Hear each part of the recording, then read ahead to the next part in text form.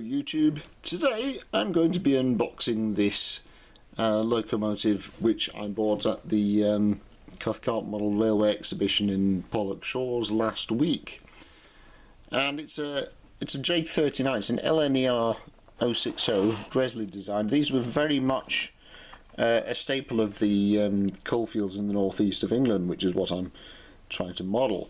So this would be an excellent addition to my model railway.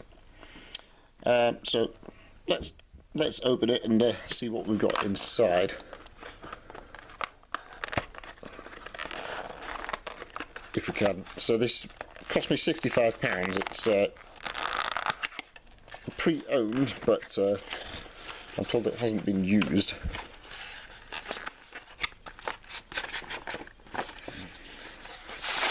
Get it out here. So LNER black, as befits a freight locomotive. These were obviously designed for freight, but they did see use on passenger trains as well.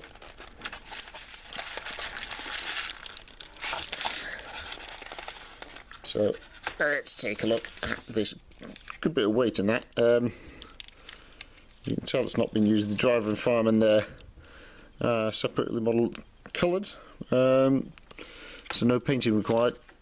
Detailed backhead. It's all moulded in. There's no kind of brass fittings in there. But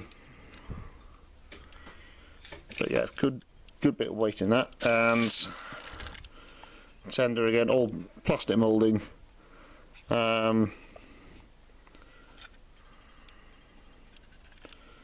much else to say about that really. Little leaflet inside the box as well, with a photograph of one of these on a typical coal train.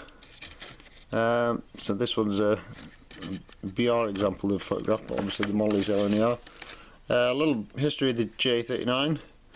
The J39 was the typical 060 British goods engine.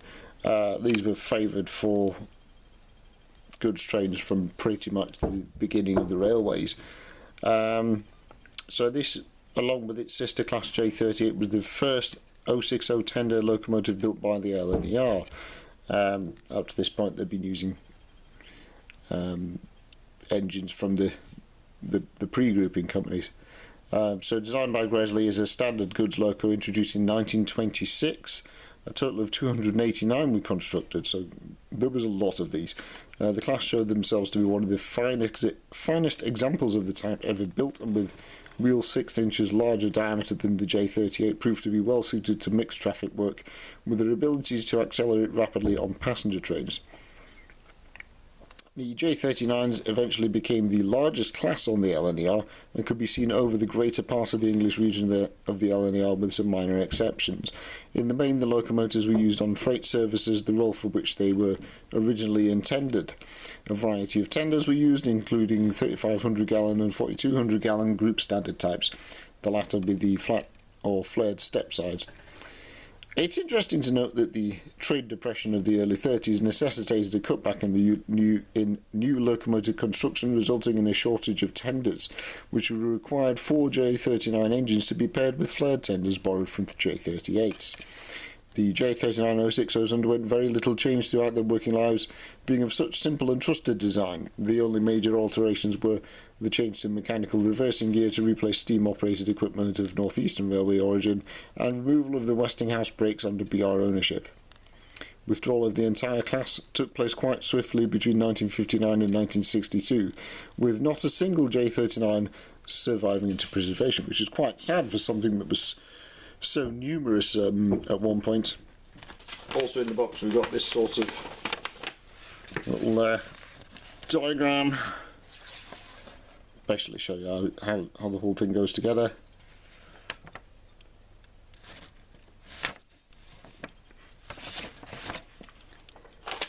And a guarantee. Right, so let's get this on the track and see how it performs. Come to what is now going to be the colliery exchange sidings on my layout, but the track here is quite old, so let's see how it goes straight away. Wow. Okay, a little bit a little bit stuck on the points there. Right, so I've hooked it up to the train to bring it back into the exchange sidings. We're running over a curved set of points. We're taking it nice and slowly. I think the tender seems to be prone to derailing there. It's good. It's still on the tracks. But yeah, the slow speed performance is really good, which is what you want in a freight loco. Designed the head shunt for a tank engine, and I might need to make it slightly longer for this, but let's run it round the train. Should have changed the points there, and it hasn't come off.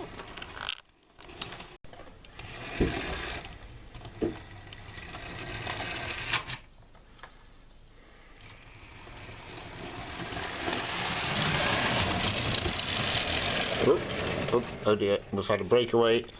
Let me just put that back together. Hang on. Okay, so need to make sure I don't take the corners too fast. So far, slow speed performance on the short train, really good. Okay, so I've added as many wagons as possible to this to see how much of a train it can pull.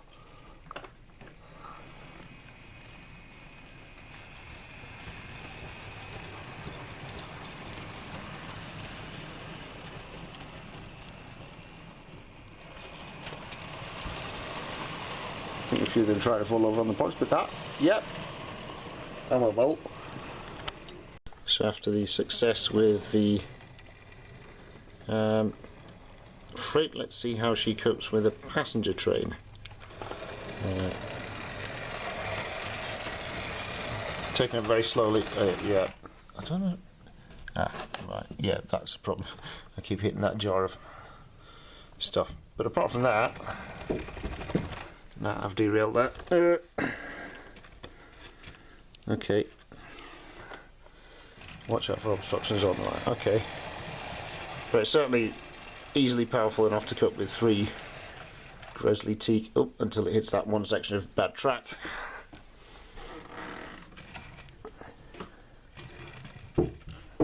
And that's uncoupled. Yeah.